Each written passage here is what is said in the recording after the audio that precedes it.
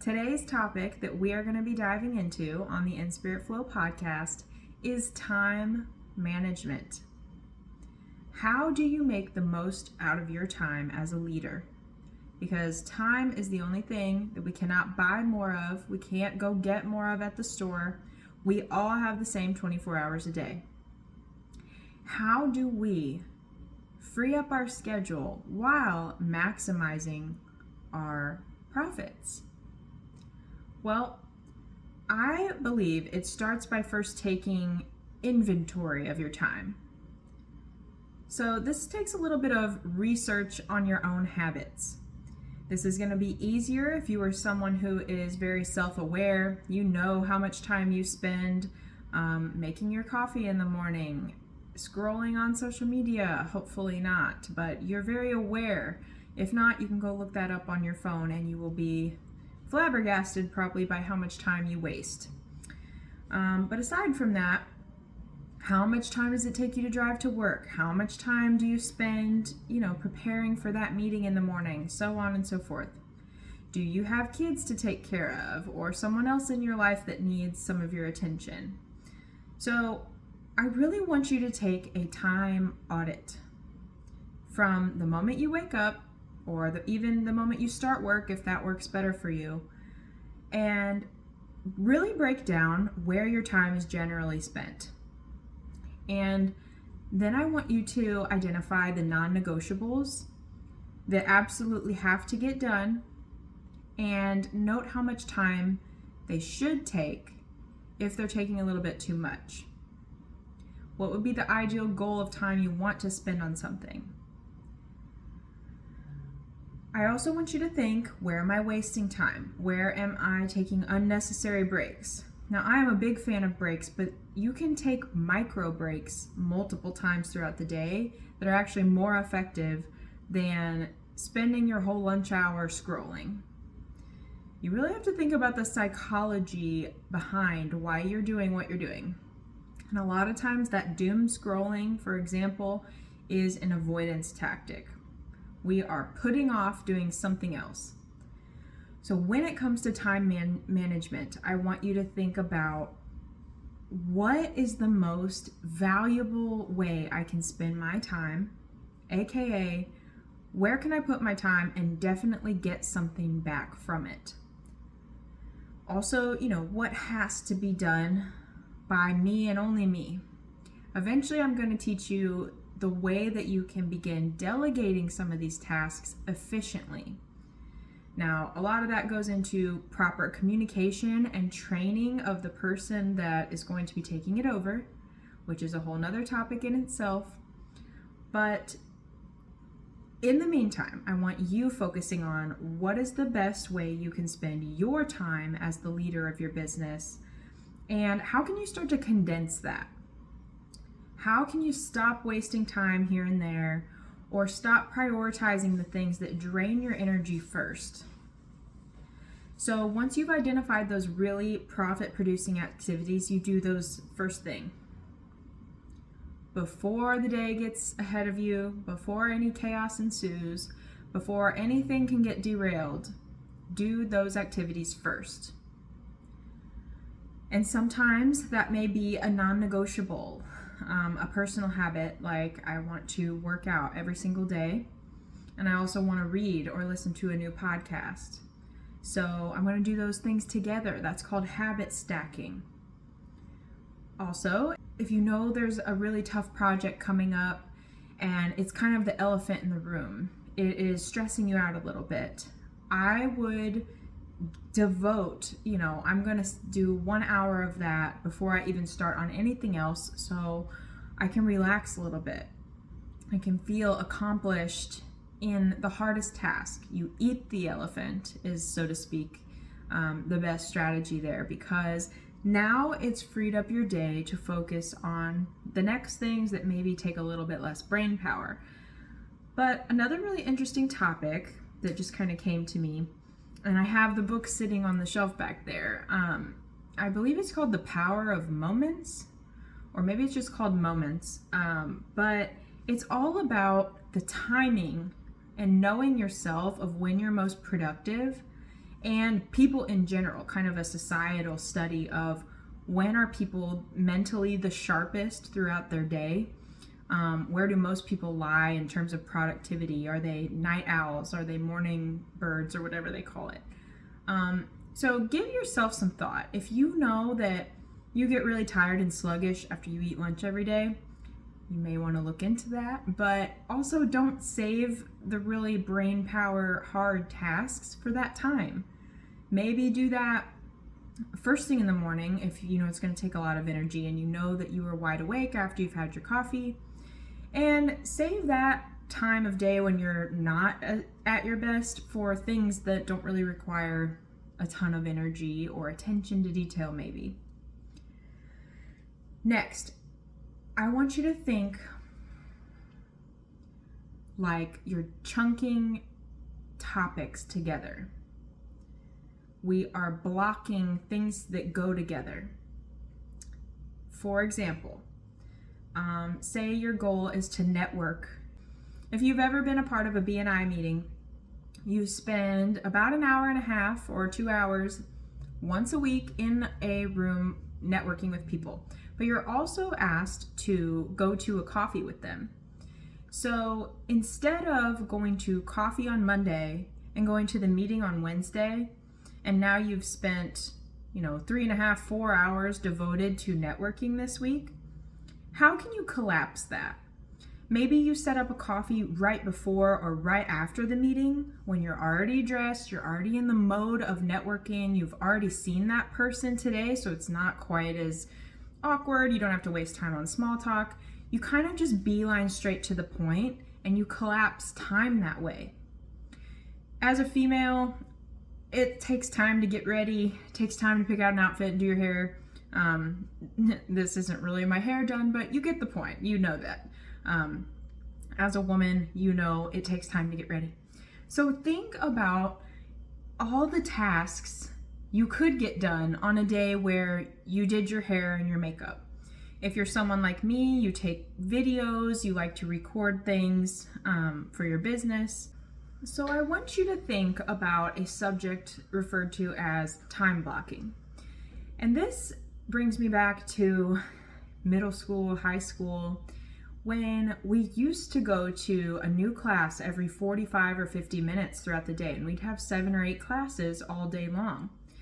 Well, every time you get up and move into a new classroom, it's different people, a different teacher. They have to do their introduction kind of to get you in the focus zone. It's a whole new subject, so you kind of have to switch your mind into a new task. Well, eventually they got wise and they changed things, and they literally called it a time block schedule. Well, instead of having 7 or 8 classes a day, now we only did 4 a day, and we sat in each classroom for like 2 hours or something. And we really got engulfed in that information, in that classroom, in that environment. It allowed us to get deeper into the knowledge and more comfortable in the setting because we weren't switching around so often. That's what I want you to think about when it comes to your schedule. So I want you to think of all the activities that you have to do, maybe for your business, in a week. I want you to write them down, and then I want you to think, how can I block some of these like-minded things together? I'll give you an example. If posting on your social media every single week is something that is a goal of yours, and maybe it's every day, I want you to define a number, a numerical number. How many times am I going to do that? And I want you to sit down once a week or even once a month is really ideal. If you can plan ahead that much, more power to you. It's going to save you more time. Maybe once a month on a Saturday, Sunday, you sit down in your comfy environment, you're relaxed, you have nothing else on your mind besides coming up with social media post ideas. You might go ahead and write down the content in the fastest way possible, typing if that's faster for you. That way you can copy and paste is what I would recommend. You don't want to waste time writing something on paper that you're going to have to now retype and re-enter. We want to minimize our efforts and really narrow our focus in on one subject. So for the whole month, you're going to go ahead and put down your ideas of different social media posts. Look up if there's national days that you want to celebrate and acknowledge on your page. Get proactive. And if you're really on top of it and you like this idea, you can schedule those posts out, go ahead and get them entered, and now you don't even have to think about it. They go out automatically. But even if you don't want to do that or you don't trust that method, another thing you can do is you can just have it there ready to go, all the ideas, the photos, everything, and then all you have to do is copy, paste, post. You are going to save so much time because now you don't have to get in the zone every day. And now you're not reacting to today's problems that are preventing you from getting in the zone. You get in that zone one time for the entire month. You sit down for 2 focused hours or less. It really could take you probably 1 hour to do all of that. Instead of spending 30 minutes 3 times a week or longer, because you also get stuck scrolling in between there. Only you can do your proper time audit. But you really need to be aware and think, how can I lump these tasks together and get them out in advance? Get them done in advance. There's some things that you can't do in advance, like inventory or whatever, if you're selling products in your store. But as much as you can get ahead, the better you are going to be. Plan things ahead. Plan the month ahead. Once you get the month planned, in a couple weeks, plan the next month, and then start getting 6 weeks ahead, 8 weeks ahead. That's what allows you to take more time off, because you've delegated and you've time blocked your attention, your focus into these chunks. And you get so much more done when you focus on one thing, as opposed to traveling from one topic to the other topic to the other topic, in the same day. That really depletes your energy and your productivity. So, if you need some help in this, I am here for you. I am working on some of this myself, but I've seen this is how you essentially create more time by making the most out of what you're already doing. And you plan ahead and you chunk things together, and all of a sudden you have free days in your schedule, free weeks. You have more time that wasn't there before to do something new that you really need to get done. And just a PSA, public service announcement here. You don't do everything that you want to do, all the goals all at once.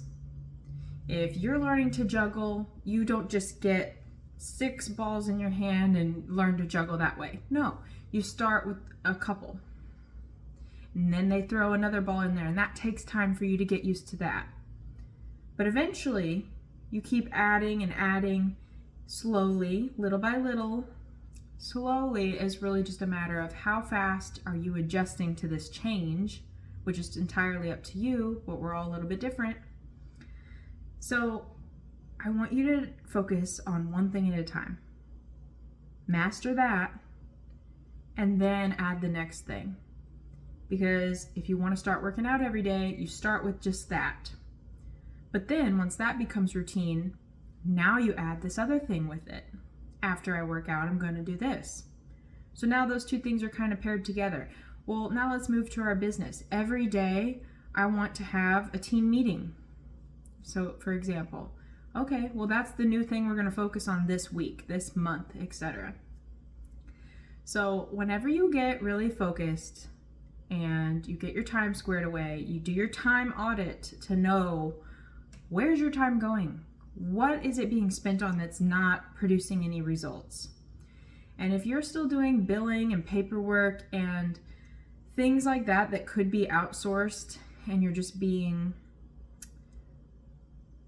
being control oriented, or what is your excuse for not delegating that? And if it's money, okay, let's figure out something where we can potentially eventually decrease the amount of time that's taking or outsource it.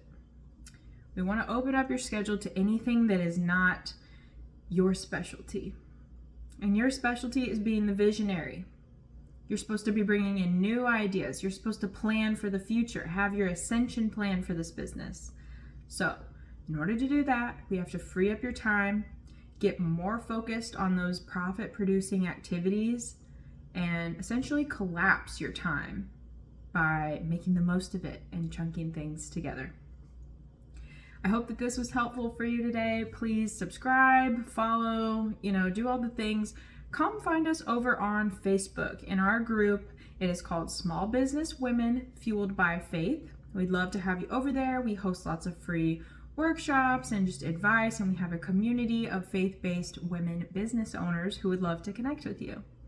I hope you have a great day. I hope this was helpful, and we will see you next time.